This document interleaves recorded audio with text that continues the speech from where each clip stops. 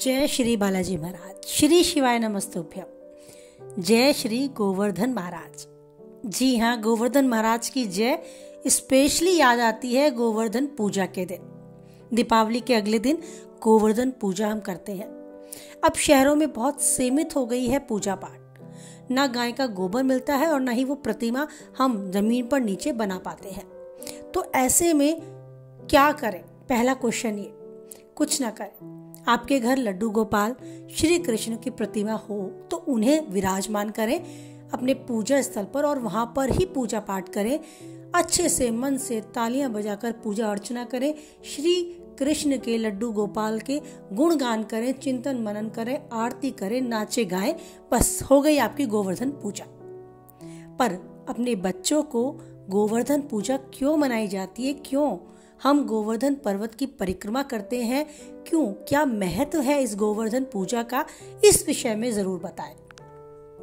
तो इसी विषय पे एक छोटी सी स्टोरी आज से रिलेटेड, यानी कि गोवर्धन पूजा से रिलेटेड। तो बात है तब की, जब सारे ब्रजवासी देव इंद्र को प्रसन्न करने के लिए पूजा अर्चना करते रहे। काफी दिन तक ये पूजा पाठ चलती रही, लेकिन इंद्र देवता प्रसन्न नहीं हुए। उन्हें प्रसन्न करना था क्योंकि ब्रज में वर्षा नहीं हो रही थी, लोग भूखे मर रहे थे, फसल का बहुत नुकसान हो रहा था। श्री कृष्ण छोटे थे, उन्होंने देखा। उन्होंने अपनी मैया से पूछा, मैया सब इंद्र देवता की पूजा क्यों कर रहे हैं? उनकी माता ने उन्हें जवाब दिया कि बेटा, सब उनको प्रसन्न करने के लिए उनकी पूजा कर रहे हैं क्योंकि वर्षा नहीं हो रही और इंद्र देवता वर्षा कराएंगे। तो अपनी माँ यशोदा से ऐसे वचन सुनकर वो संतुष्ट नहीं हुए। वो बोले, हमारा लालन पालन, हमारी गैया का लालन पालन सब तो ये गोवर्धन पर्वत करता है। हमें फल फूल यहाँ से मिलते हैं, हमारी गैया को भी चढ़ने के लिए घास भरपूर मात्रा में यहाँ से मिलता है। तो हम इस पर्वत की पूजा क्यों ना करें जो हमें अन्न धन देता है। ये बात उसने सभी अपने सखा को, ग्वाल बालों को बताई, जिन्हें समझ में आई और वो गोवर्धन पर्वत की पूजा करने लगे। ये बात जब इंद्र तक पहुंची तो इंद्र बड़े क्रोधी हुए। उन्हें पहले ही अभिमान था और ज्यादा अभिमान हो गया। अब गुस्से में इंद्र देवता ने बहुत तेज वर्षा करी, मूसलाधार बारिश करी।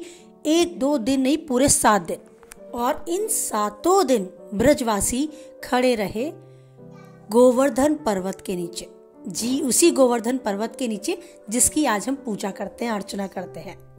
गोवर्धन पर्वत को श्री कृष्ण ने अपनी बाल अवस्था में ही अपनी उंगली पर खड़ा करके ये साबित किया कि वो कुछ साधारण नहीं है, वो बहुत बड़े देवता है, सृष्टि के रचयिता है। और तब इंद्र देवता को आभास हुआ कि उन्होंने पंगा किससे लिया। ब्रह्मा ऋषि ने जाके उनसे ये बात कही कि ये साधारण नहीं है, ये अवतार हैं विष्णु के। तो इस बात पर इंद्र देवता को रियलाइज हुआ, आभास हुआ कि उन्होंने बहुत बड़ी गलती की है। उनका अभिमान चूर हुआ और उन्होंने श्री कृष्ण से माफी मांगी। श्री कृष्ण ने भी दिलेरी दिखाते हुए, मन को विशाल करते हुए देवता इंद्र को माफ कर दिया। हमें अभिमान नहीं करना चाहिए। एक शिक्षा देने के लिए ये हम अपने बच्चों को सिखा सकते हैं।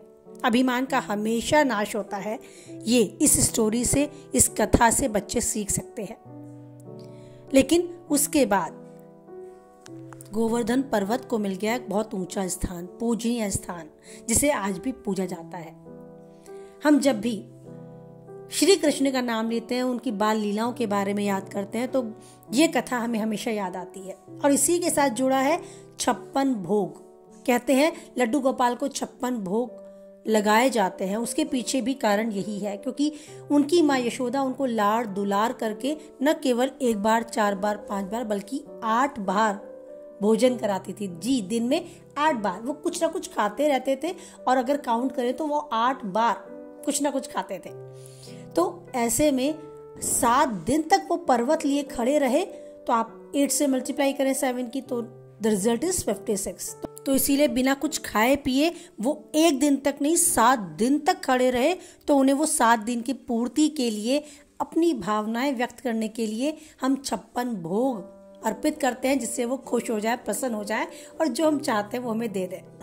ऐसी भावना हर किसी की रहती है उस ईश्वर के साथ, और हो भी क्यों ना, उस ईश्वर से ही हमारा हक है सब कुछ मांगने का। तो ईश्वर आपको आपकी मन चाहिए चीज दें, आपकी हमेशा मनोकामना पूर्ण करें। इसी के साथ वाणी को विराम देते हैं। कुछ हद तक वीडियो पसंद आई तो लाइक करके अपनी सहमति दें। किसी के काम के, स्पेशली बच्चों तक आप वीडियो पहुंचाना चाहते हैं तो शेयर जरूर करें, और पहली बार चैनल पे आगे यूं ही बने रहना चाहते हैं तो चैनल को सब्सक्राइब करें। मुझे अब तक सपोर्ट करने के लिए थैंक्स अ लॉट। आप जीवन में हमेशा खुश रहें, स्वस्थ रहें, मस्त रहें, ईश्वर के साथ यूं ही अटूट बंधन आपका बंधा रहे और अपनों का साथ रहे।